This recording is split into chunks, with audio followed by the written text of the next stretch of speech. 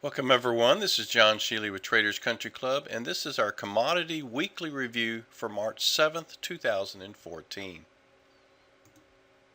We're going to start by taking a look at the E-mini S&P, and the first thing I want to discuss with you is that here we're taking a look at the weekly chart in the bottom part of the charts, and you can see that we've had a very long bull market all of 2013, 2014 so far, even 2012.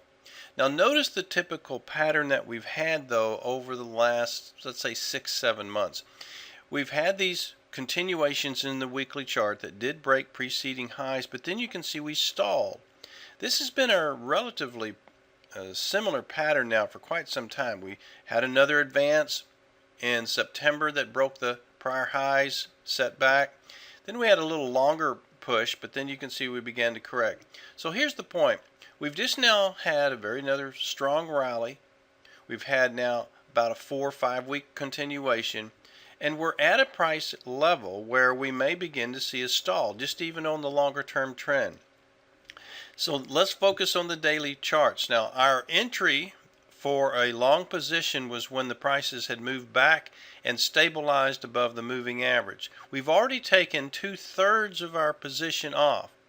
But we are continuing, and we are currently long the E-mini S&P 1/3 of our position, with a stop loss at a trailing stop loss level quite a ways from current prices. Saying that, I do expect this to perhaps begin to stall in this coming week. We're going to kind of hold through our position right now. I'm not going to put a close stop in for our trend position, but it wouldn't be a surprise to see the E-mini S&P begin to stall in this area. And we will roll to the June contract on Monday, and we'll beginning to post our recommended trades for the June contract. Now we switch to the NASDAQ. We're currently also long a single contract of the NASDAQ. Our stop loss is underneath this weekly low here, which is of course the low of the week. Now what I've done is I have in the NASDAQ shown you the price action for 2012 and 13 and beginning of this year. And this is what I meant by the long duration of this bull market. We've had quite a run for some 13 months, of which there's not been a serious correction in the weekly chart. This is why you're hearing so many potential advisors talk about the increasing odds of a larger correction within the next few months. The daily prices was alarming. We did set a new high after the release of financial news on Friday, but notice there was a pretty good sell-off and a close underneath the low of the prior day. Historically, this used to be called a key reversal day. This would be a bearish key reversal day, but if you backtest that pattern, it's not particularly reliable in indicating a change of trend. However, it does a decent job in indicating a larger correction. So we may indeed see some lower price action come Monday, Tuesday, Wednesday in the NASDAQ. We're going to watch prices over the next week. I don't really want to take a counter trend short position.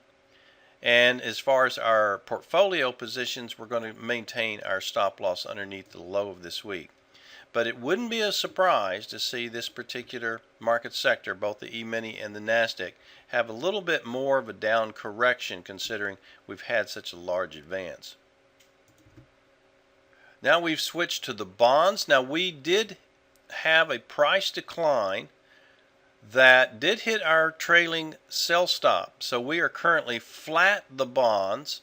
But saying that, as you take a look at the daily prices, I am actually expecting that the prices actually stabilize in this area, and so you may see an update either Monday or Tuesday in the bonds. That is normally what would occur. Even though you can see we've had a nice, pretty good vertical selling wave this week. But saying that, I do anticipate a bounce in this. This probably should be sold for traders who are a little more active. I do not believe that this high is going to be broken anytime soon. And as many of you are aware, I tweeted out the possible trade of buying TBT. Let's take a quick look at that. Here's the ETF TBT for an ultra short, and I tweeted out that I was expecting prices to rally in this particular ETF, but I also tweeted out on Friday that traders should take and sell half of their position. So currently I'm working a break-even stop in the TBT for the balance of the position. Traders, I have hoped, have sold half of their position and taken some profits. But this looked exceptionally good in regards to a possible counter trend trade. So I now jump back to the bond futures. I'm expecting some stabilization at current price with a slight rally. Take a look though at the weekly.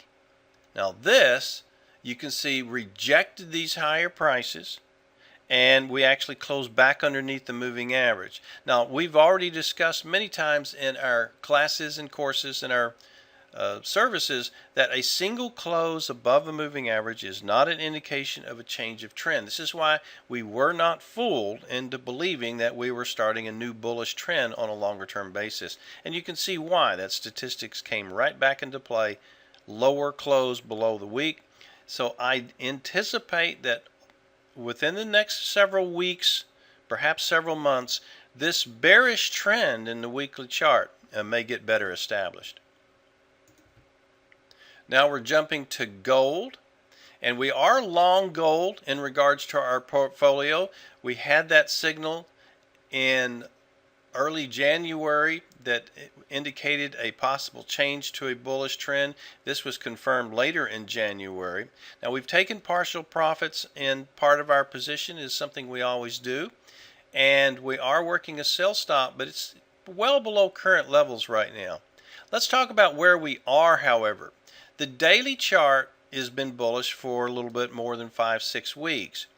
However, again, let's place that trade in the context of the weekly chart, and we are at the moving averages in regards to gold. So that's why I believe we are now beginning to consolidate and stabilize. We're at a price point that if this was going to return to a bearish trend in the weekly chart, it would do so either this week or next. Now, I'm not necessarily forecasting that. I just am saying that to recognize this is why we're beginning to just kind of bounce around the current price levels.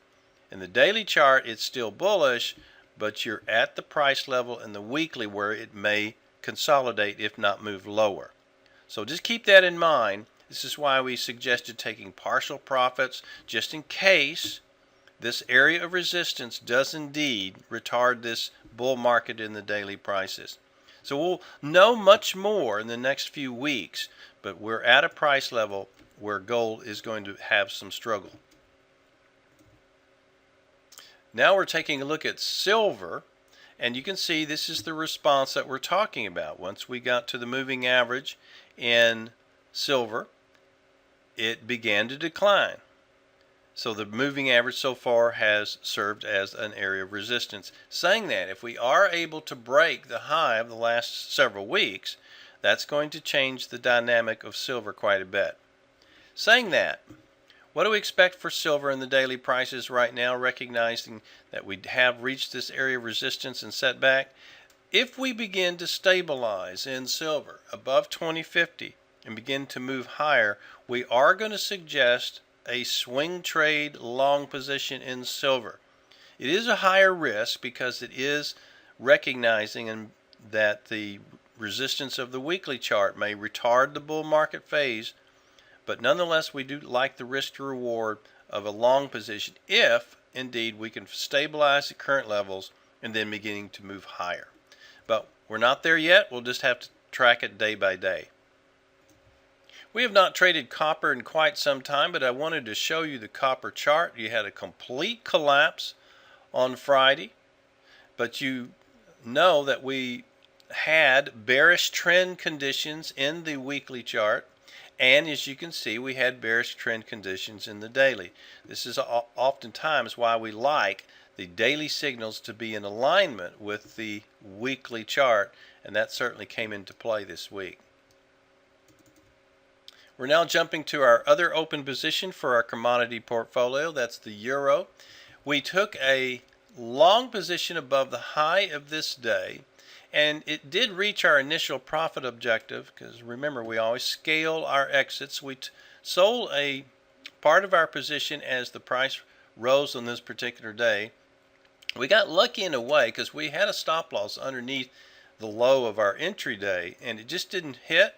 And surprise, surprise, we had a good, huge rally on Thursday and Friday. Notice that this trade is in the direction of the weekly chart. This is very interesting because we have a lot of commodities that are in bull trends at this moment, and the US dollar is weaker against a tremendous number of currencies as well. So what we've done now, we're going to have a stop loss that currently is trailing below the market. We're going to try to live through any correction that may occur, and so we can hold on to this trend position. Now what I've done is I expanded our radar screen. As you know, we post our radar screen every day to let you know which markets are in a bull market or bear market, and what trades may be set up for either a new bull market swing trade or a bear market swing trade, as well as a possible new bull or possible new bear trend being set up. Then we have other setups that are based upon certain indicators that we've created at Traders Country Club. The reason I've expanded this is I want to show you what's going on that we haven't seen in actually quite some time. Take a look at the list of the commodities that are in a bull trend. Tremendous number of them.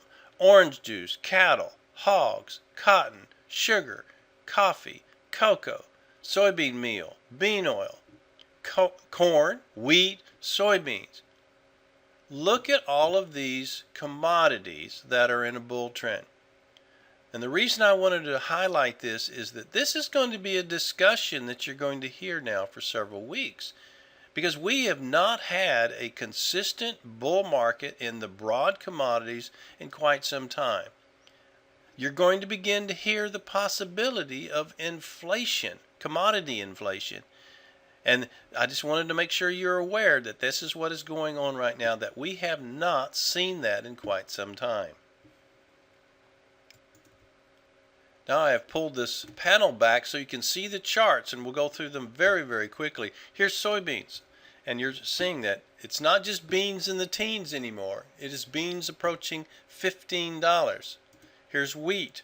This is a relatively new bull market that's underway in the wheat contract in the daily prices.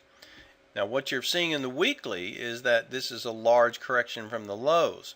So there's still a conflict between what's going on in the daily and the weekly, but I wanted you to be aware that wheat is potentially setting up a new bullish trend like so many other commodities. Let's take a look at corn. The only reason corn may begin to stall is, once again, it is at the moving average in the weekly chart. And of course, in our sessions, our live market sessions, we explain why this prices stall at a moving average. It's not just because you have a moving average. It's actually because of what is going on in regards to funds when prices have a rally of this size. But just keep this in mind. The corn has also been in a bull market, but it's at a price area where you may begin to see a little bit of correction. I'm going to switch through. Here's bean oil. You can see its daily prices. Soybean meal, cocoa. Been rather basically stalling in this particular area for some time, but it's still a bull market. Let's take a look at coffee. Very strong. Look at this vertical rally. That is quite a vertical rally. I am anticipating a pretty good correction in coffee fairly soon, because this type of rally from the lows in a weekly chart is rather unusual, so you may see a pretty good decline. We're going to look to buy that correction when it occurs. Here we're taking a look at sugar, cotton. Just look at these daily prices. Hogs, there's a vertical run for you. Here's cattle, and then orange juice, which is approaching, obviously, out of the winter season. So just keep this in mind. We've got bull markets across the board, and so you may begin to hear about commodity inflation. This is John Sheely with Traders Country Club.